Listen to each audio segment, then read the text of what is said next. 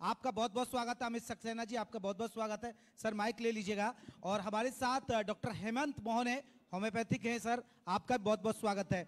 सबसे पहले डॉक्टर अमित सक्सेना जी, आपसे मेरा सवाल, क्योंकि आप डेंटिस्ट हैं और देखिए दांत इंसान की सबसे खूबसूरत चीज होती है। अगर किसी के दांत गिर जाए तो बड़ी चिंता होती है। आजकल अब देख रहे हैं कि आजकल जो युवा पीढ़ी है, छोटे बच्चे हैं, उनमें बहुत सारी दिक्कत देखते हैं हम। उनके दांत बहुत जल्दी खराब हो जाते हैं, दाढ़ों में कीड़ा लग जाता है। सर उसके लिए हमारे जो दर्शक आपको लाइव सुन रहे हैं, देख रहे हैं, यहाँ बैठे हैं, उनको क्या सुझाव देंगे पहले सर? देखिए, सबसे पहले तो मैं बहुत बहुत धन्यवाद देना चाहूँगा जी न्यूज़ का, जो मुझे इस मंच पे आमंत्रित किया। देखिए, फूड हैबिट्स जो है हमारी, वो बहुत ख़राब हो चुकी हैं। एक तो हम कानपुर में हैं, मैं आपसे कानपुर की बात करता हूँ कि यहाँ मसाला गुटखा, हमारे पास डेली 2 3 4 पेशेंट्स ओरल कैंसर के आते हैं। तो फूड हैबिट्स अगर नहीं अच्छी होंगी, बच्चे हैं जंक फूड खा रहे हैं, टॉफ़ी चॉकलेट, इन सब चीज़ों की वजह से प्रॉब्लम मेन क्रिएट हो रही है। तो मैं ये कहना चाहूँगा कि सरकार से भी मेरा थोड़ा सा ये अनुरोध है। वैसे तो गुटखे पर बैन किया गया है, लेकिन अलग से तंबाकू मिल रही है और अलग से मसाला मिल रहा है, लेकिन वो खा रहे हैं और उस वजह से गंदगी भी बहुत होती है। और ओरल कैंसर जो है थर्ड मोस्ट अकरिंग कैंसर है। सबसे पहले नंबर पे ब्रेस्ट कैंसर है, फिर सर्वाइकल कैंसर, उसके बाद ओरल कैंसर है। और ओरल कैंसर के पेशेंट्स बहुत बहुत ज़्यादा बढ़ रहे हैं और शुरू में उनको पता भी नहीं चलता है कि हम किस स्टेज पर हैं। जो शुरुआत की अवस्थाएं होती हैं, अगर वो उस टाइम पर ही उसको दिखा लें और अपनी हैबिट्स छोड़ दें तो हम काफ़ी हद तक कैंसर पर रोकथाम उसको कर सकते हैं। तो फूड हैबिट्स हमको सुधारनी पड़ेंगी, बच्चों की भी, यंगस्टर्स की भी, क्योंकि इतना ज़्यादा फास्ट फूड चल रहा है कि आदमी तो घर। आपने बताया कि ये स्थिति बन क्यों रही है, लेकिन आप सुझाव क्या देंगे कि ये आप लोग अपने दांतों की अगर हिफाजत चाहते हैं, अगर आप सुनहरे और मोतियों जैसे दांत, चमकते हुए दांत चाहते हैं, तो आपको ये एहतियात बरतने की जरूरत है। एहतियात ये है कि सबसे पहले कि हर 6 मंथ्स में आप डेंटल चेकअप कराइए, या आप डेंटिस्ट के पास जाएंगे। कोई भी अगर शुरुआत हो रही है तो उसका आपको बताएगा, ट्रीटमेंट बताएगा। प्लस फूड हैबिट्स, जो चिपकने वाली चीज़ें हैं, जैसे टॉफ़ीज़ हैं, कैंडीज़ हैं, चॉकलेट्स हैं, इनका बच्चों को आप कम से कम खिलाइए। अगर खिलाते हैं आप तो तुरंत ब्रश कराइए उनको। और 2 टाइम की ब्रशिंग बहुत ज़रूरी है। रात में सोते वक्त ब्रश जरूर करना चाहिए। अगर आप एक बार मॉर्निंग में स्किप कर दें वो चल जाएगा, लेकिन रात में सोते वक्त ब्रश आपको ज़रूर करना चाहिए। डेंटल फ्लॉस होता है, एक तरह का धागा होता है जो हम दांतों के बीच में डाल के उसे सफाई करते हैं, वो यूज़ करना चाहिए। माउथ वॉश यूज़ करना चाहिए और हेल्दी चीज़ें खानी चाहिए। फ्रूट्स ज़रूर खाने चाहिए। बच्चों को फ्रूट्स की मैं ज़रूर सलाह दूंगा। अब बच्चे क्या करते हैं, फ्रूट्स खाते ही नहीं हैं। अगर एप्पल वगैरह है, गुआवा है, अगर वो काट के खाएंगे तो जो दांत टेढ़े मेढ़े होने की समस्याएं होती हैं उनमें भी काफ़ी हद तक सुधार संभव है। ठीक है। एक सबसे बड़ी बात कही है, देखिए डॉक्टर अमित सक्सेना ने, उन्होंने कहा है कि शाम के समय, यानी आप सोते समय जरूर ब्रश कराएं, क्योंकि अमूमन लोग करते नहीं है। मैंने देखा है कि सुबह जरूर करेंगे, हाँ। लेकिन शाम को नहीं करते, शाम या का मस्त सोते है, टाइम नहीं करते। शाम का जरूर करना। रात का ब्रश बहुत जरूरी है, जरूर करना चाहिए सबके लिए। मैं कहता हूँ कि रात में ब्रश बहुत बहुत जरूरी है। ठीक है डॉक्टर हेमंत जी, मैं इसी से जोड़ देता हूं, क्योंकि ये डेंटिस्ट है। क्या होम्योपैथी में भी दांतों का इलाज है? क्यों नहीं है। हमारे बहुत से फ्रेंड्स हैं जो डेंटल सर्जन हैं और उनके साथ हमारी पैरेलल होम्योपैथिक मेडिसिन चलती रहती है। विजडम टीथ होता है, उसको निकालने में बड़ी दिक्कत होती है, तो हमारी होम्योपैथिक में एक मेडिसिन है cheiranthus cheiri, that plays miraculous response. We have treated number of cases of leukoplakia pre cancerous stage. बहुत से लोग, जैसे अभी डॉक्टर साहब ने बताया कि टोबैको खाते हैं, मसाला खाते हैं, खैनी खाते हैं, तो उसमें ल्यूकोप्लेकिया वाइट पैचेस बन जाते हैं। उस पर अगर आप सावधानी नहीं बरतते हैं तो फिर वो कैंसरस कंडीशन में चला जाता है। इसके साथ बहुत से लोग ऐसे होते हैं जिनको दांतों में ठंडा गर्म पानी लगता है। हमारी होम्योपैथिक में बहुत अच्छी मेडिसिन क्रियोजोट और प्लांटेगो है। बहुत से डेंटिस्ट हमसे ले जाते हैं और उसको यूज़ करते हैं। जब उस मदर टिंचर से हम लोग सुबह शाम कुल्ला कर लेते हैं तो दांतों में जो सेंसिटिविटी होती है वो बहुत स्ट्रांग हो जाती है। बहुत से लोगों को ठंडा लगता है, बहुत से लोगों को गर्म लगता है, बहुत से लोगों को गम बॉयल, गम एब्सेस, पायरिया की कंप्लेंट भी हो जाती हैं। तो homeopathic medicine plays very miraculous and wonderful response in dental elements. लेकिन डॉक्टर हेमंत, आपको नहीं लगता है कि आयुर्वेद या होम्योपैथी को लेकर जो एलोपैथिक वाले हैं वो एक चुनौती देते हैं, वो इन चीज़ों से इत्तेफाक नहीं रखते, तो आप होम्योपैथी है, तो आपको नहीं लगता कि वाकई में उन डॉक्टरों के सामने आपके लिए एक चैलेंज होता है अपनी होम्योपैथी ट्रीटमेंट को साबित करना? देखिए, मैं डॉक्टर हेमंत मोहन, मेरे साथ मेरी वाइफ डॉक्टर आरती मोहन भी आई हैं। प्रत्यक्षम किम प्रमाणम, अच्छा। कोरोना टाइम में चलिए आपकी पत्नी के लिए ताली बजवा देते हैं। जी, thank बहुत बहुत स्वागत है मैम आपके लिए, बहुत बहुत स्वागत है। हमने वो भी पति- डॉक्टर हैं क्या? हाँ जी, होम्योपैथिक डॉक्टर है। अच्छा। She is homeopathic gynaecologist, she is also gold medallist. Covid time में प्रत्यक्षम किम प्रमाणम, हम दोनों पति पत्नी ने सवेरे 6 बजे से लेकर रात 2 बजे तक कानपुर शहर में विभिन्न नर्सिंग होमों में जो पेशेंट एडमिट थे और यहाँ तक कि आईसीयू में जो लोग एडमिट थे, बहुत से हमारे, हम नाम नहीं लेंगे, बहुत से हमारे एलोपैथिक फ्रेंड्स हैं। We have to save the life of the patient. There is not allopathic, no homeopathic. We have to correct the physiological action of the body. Ours homeopathic medicine do it. हमारे बहुत से senior cardiologist हैं, कानपुर शहर में MD हैं, हमारे लखनऊ में, दिल्ली में बहुत से एलोपैथिक डॉक्टर्स हैं। They are in regular contact with मी।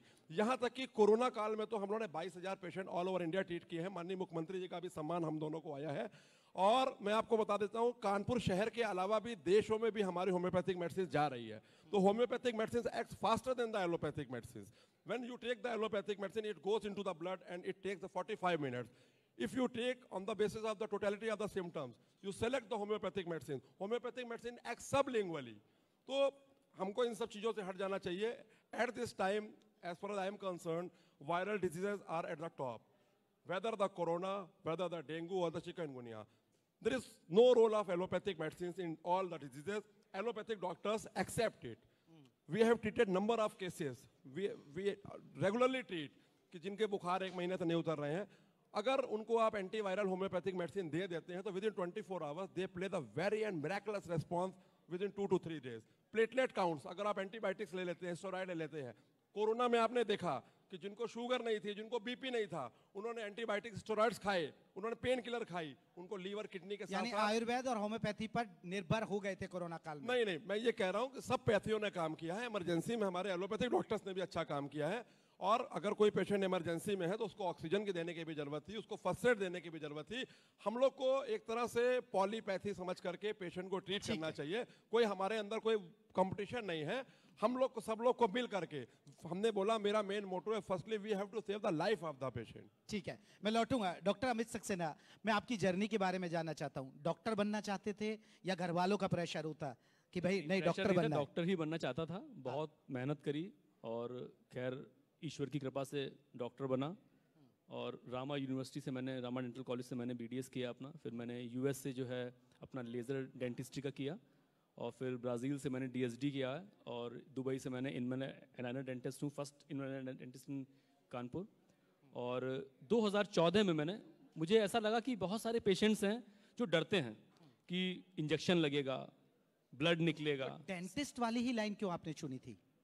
नहीं, मुझे एक्चुअली ब्रांच मिली डेंटिस्ट्री की जब, हाँ, हमारी काउंसलिंग में मुझे एक वाक्य मैं बताता हूँ आपको कि मुझे जब ब्रांच मिली डेंटिस्ट्री की तो मैं कभी डेंटिस्ट के यहाँ गए नहीं था, मेरे घर में ही नहीं गया था। तो जब मुझे काउंसलिंग में ले लिया फिर मेरे घर आया तो हमारे एक मौसा जी हैं, वो कैलकाटा में थे, डीजी रहे हैं वहाँ पर, वो सर्वेश चंद्रा, डॉक्टर सर्वेश चंद्रा। तो उनसे हमने बात करी तो उन्होंने कहा नहीं बेटा तुरंत ले लो, बहुत बढ़िया ब्रांच है, बहुत पैसा कमाते हैं लोग। उन्होंने यही मुझसे बोला, पैसा कमाना है। ये मुझसे बोले। तो मैंने कहा नहीं बात पैसे की नहीं है, मतलब ब्रांच, क्योंकि हमारे घर से कोई गया ही नहीं है। कहते नहीं आप बेटा ले लो, बहुत अच्छी ब्रांच है और पेशेंट्स बहुत हैं, आपकी फैमिली में कोई नहीं गया अलग बात है। देखिए यूपी में तो और ज्यादा मिलेंगे, यूपी और बिहार के लोग तंबाकू ज्यादा खाते हैं।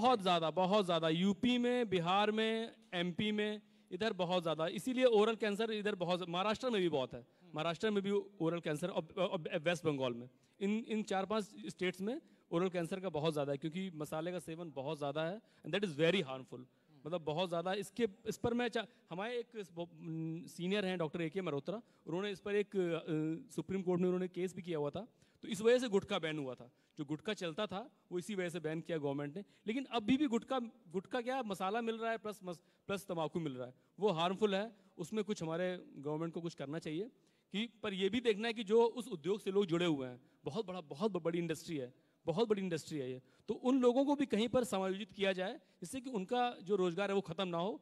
उनको ध्यान रखते हुए कहीं ना कहीं इस पर ध्यान देना चाहिए। ये तो आपकी जर्नी की बात हुई मैंने की, और उसके अलावा आपने डेंटिस्ट वाला इशू बताया। लेकिन हम स्वास्थ्य की सेवाओं की बात करें, आपको लग रहा है कि यूपी में, क्योंकि योगी सरकार जब से आई है कहा जा रहा है कि स्वास्थ्य सेवाओं में बेहतर काम हुआ है, बहुत चीजें बदली हैं, आप देखते हैं या नहीं लग रहा है कि अभी बहुत चीजों की जरूरत है, बुनियादी सुविधाओं की कमी है यूपी के अंदर स्वास्थ्य के क्षेत्र नहीं में? नहीं, जो ये बात तो मैं ज़रूर कहूँगा कि बहुत बहुत ज़्यादा सुधार हुआ है, बहुत सुधार। मैं अपनी अपनी बात करता हूँ। मेरे हॉस्टल में जनरेटर लगा हुआ है। मेरा पहले 1500 2000 का डीजल लगता ही लगता था, यानी बिजली नहीं मिलती थी। बिजली नहीं मिलती थी। ये फैक्ट बता रहा हूँ मैं आपको। जब गवर्नमेंट आई है उसके विदिन 3-4 मंथ्स मेरा जनरेटर का कंजम्पशन बहुत फ्यूल कंजम्पशन बहुत कम हो गया, बहुत ही ज़्यादा कम हो गया। और बिजली का तो खैर मतलब 24 आवर्स बिजली हमें ऑलमोस्ट मिल ही रही है। कोई फॉल्ट हो जाए वो अलग बात है, और मिल रही। प्लस जो कानून व्यवस्था है उसमें बहुत सुधार है। मेरी क्लिनिक पर मैं देखता था कि 2-3 महीने में एक बार कोई पेशेंट ऐसा आता था कि सर मेरी चेन खिंच गई, मेरी चेन जो है किसी ने खींच ली। मेरे बहुत सारे पेशेंट संग हुआ है, वो चीज़ बिल्कुल खत्म हो गई है। और रात में लोग फ्रीली आते हैं, पेशेंट्स रात में भी आराम से आते हैं। तो कानून जो व्यवस्था है वो बहुत सुदृढ़ हुई है। प्लस जो पेशेंट्स सरकारी अस्पतालों में जाते हैं, पहले वो सिर्फ प्राइवेट क्लिनिक में ही जाना पसंद करते थे क्योंकि वहाँ पर उनको वो सुविधाएं नहीं मिलती थी, वो ट्रीटमेंट नहीं मिलता था। लेकिन अब जो गवर्नमेंट हॉस्पिटल्स हैं उनमें भी सुविधाएं अच्छी हो रही हैं। मैं ये नहीं कहूँगा कि बहुत बहुत ही बढ़िया हो गई, लेकिन हाँ काफ़ी हद तक सुधार है। और मुझे लगता है, मुझे उम्मीद भी करता हूँ कि आगे और सुधार इसमें आएगा। ठीक है डॉक्टर अहमद जी, आपकी जर्नी कैसी रही? क्या होम्योपैथी करना था या एलोपैथी का पहले जाना था? क्या क्या रही? देखिए, जब मेरा बीएचएमएस में सिलेक्शन हुआ था तो I was 2 marks short than MBBS. तो मैंने अपना बीएचएमएस में एडमिशन ले लिया। When I was in second year तो मेरे पास कॉल आया कि झांसी में एमबीबीएस हो गया, हिम्मत ले लो। मैं सर देसाई के यहाँ पढ़ता था, डॉक्टर एसपी सिंह सर। तो मुझे फ़ोन आया कि झांसी में एमबीबीएस ले लो। तो मैंने सोचा कि मेरे इंपॉर्टेंट लाइफ के 2 साल हो गए हैं, अब हम पीछे नहीं जाएंगे। और हमको लगता है कि आज अगर हम एमबीबीएस होते तो देश विदेश में हमारी दवाइयाँ ना जा रही होती। जिस स्तर से हमने होम्योपैथिक चिकित्सा पद्धति से डॉक्टर आरती मोहन के साथ मिलकर हम लोग को काम कर रहे हैं, और हम लोग हॉलिस्टिक अप्रोच पर वर्क कर रहे हैं। अगर हम एमबीबीएस होते तो हम समझते हैं कि हम इतनी सेवा ना कर सकते। आज भी हम चीएलटी कैंप करके आ रहे हैं और हम अपने सेवा कार्य को आगे जारी रखेंगे। हमारे डॉक्टर हैनीमैन साहब हैं, वो भी एलोपैथिक फिजिशियन थे।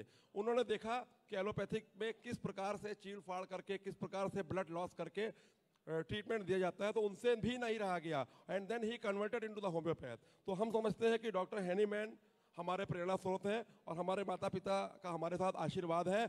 और हम होम्योपैथ डॉक्टर होते हुए भी हम मच एंड सेटिस्फाइड हैं, और हम समाज में अपनी सेवाएं इस तरह से समाज को देते रहेंगे। सरकार से संतुष्ट हैं? आयुर्वेदिक होम्योपैथिक दोनों पर सरकार काम कर रही है, ऐसा नहीं है कि एलोपैथी पे ही नजर देखिए, है? जितना मॉडर्न मेडिसिन को बजट जा रहा है उसका 1% बजट भी अगर होम्योपैथिक और आयुर्वेदिक में चला जाए तो हम समझते हैं कि जो लोगों को दुष्प्रभाव झेलने पड़ रहे हैं मॉडर्न मेडिसिन के, और हम समझते हैं कि लोगों के साथ कम से कम कॉम्प्लिकेशंस होंगे, क्योंकि आयुर्वेदा और होम्योपैथिक हमारी मेडिसिन सोरा सिफिलिस साइकोसिस पर वो करती है। अगर आप होम्योपैथिक मेडिसिन एक ट्रीटमेंट के लिए लेते हैं तो आपके अन्य वाइटल ऑर्गन्स भी ठीक होते हैं।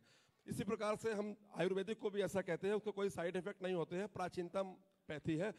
एलोपैथिक में हम लोग देख रहे हैं कि इतनी मल्टीनेशनल कंपनीज हावी हैं और गवर्नमेंट भी उसको इतना सपोर्ट कर रही है। तो हम माननीय योगी जी से, अपने प्रधानमंत्री मोदी जी से अनुरोध करेंगे कि चिकित्सा बजट का अगर 1% भी ईमानदारी से आयुर्वेद और होम्योपैथ को दे दें तो हम समझते हैं कि इतने सारे जो कॉम्प्लिकेशंस हो रहे हैं और जो लाखों करोड़ों रुपए के बिल आम जनता के साथ बनाए जा रहे हैं, गरीब के साथ, मिडिल क्लास फैमिली जो अपना ट्रीटमेंट नहीं करा पा रही है, कोरोना में जो कमर टूट गई है, तो हम समझते हैं कि उनको काफ़ी राहत मिलेगी। योगी सरकार की उपयोगिता मैं बता दूंगा, अच्छे से उन्होंने कोरोना काल में माननीय योगी जी ने मॉनिटरिंग करी। हमारे जो डिप्टी सीएम हैं ब्रजेश पाठक जी भी, वो भी अच्छे से मॉनिटरिंग कर रहे हैं। लेकिन मॉनिटरिंग तो कर रहे हैं, लेकिन जो काम हो रहा है वो आम जनता तक सर पहुंच नहीं पा रहा है। हम अनुरोध करेंगे कि वो और अच्छे से मॉनिटरिंग करें, क्योंकि बहुत से लोग ऐसे हैं बीच के लोग जो सुधरना नहीं चाहते। बजट पर ध्यान दिया जाए तो है। आखिरी सवाल डॉक्टर अमित सक्सेना, आप अपनी लाइफ का कोई पड़ाव रहा हो जो हमारे दर्शकों के साथ शेयर करना चाहते हैं, जिससे बाकी युवा पीढ़ी है, क्योंकि एक डेंटिस्ट है आप, या कोई डॉक्टर बनना चाहता है, तो वो आपसे प्रेरणा ले सके?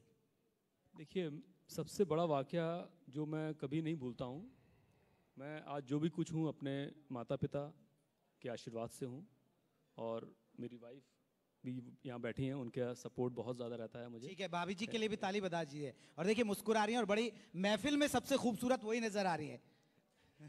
जी। तो मेरे फादर का जब देहांत हुआ उस टाइम मैं बीडीएस फाइनल ईयर में था, और मैं इतना अच्छा स्टूडेंट नहीं था, फ्रैंकली स्पीकिंग मैं बहुत अच्छा स्टूडेंट नहीं था, एवरेज था मैं। तो जब उनका देहांत हुआ उसके 2 दिन पहले उन्होंने मुझसे कहा कि बेटा आप तुम थोड़े से जिम्मेदार हो जाओ, थोड़ी सी अपनी रिस्पॉन्सिबिलिटी समझो। मुझे पर लगा था क्यों बोला उन्होंने, समझ में नहीं आया मेरे बात। 2 दिन बाद उनको ब्रेन हेमरेज हुआ एंड ही वाज एक्सपायर्ड। उसके बाद फिर पता नहीं सडनली क्या हुआ, मेरे अंदर बहुत चेंजेस आ गए और मैंने उस टाइम से अभी तक बस उनके आशीर्वाद से मैं काम कर रहा हूँ। और मैं यही सबसे बोलना चाहूँगा कि आप जो कुछ करिए ईमानदारी से करिए, लगन से करिए और आप ज़रूर सफल होंगे उस चीज़ में। बस ईमानदारी और लगन, ये 2 चीज़ें बहुत इंपॉर्टेंट है। चलिए बहुत बहुत शुक्रिया डॉक्टर अमित आपका भी, और डॉक्टर हेमंत जी आप हमारे साथ आए और अपने अनुभव शेयर किए। जरूर कोई ना कोई आपसे प्रेरणा लेगा। हमारे जो तमाम दर्शक, लाखों दर्शक आपको लाइव सुन रहे हैं, उनके लिए एक प्रेरणा है आपका अनुभव। बहुत बहुत शुक्रिया।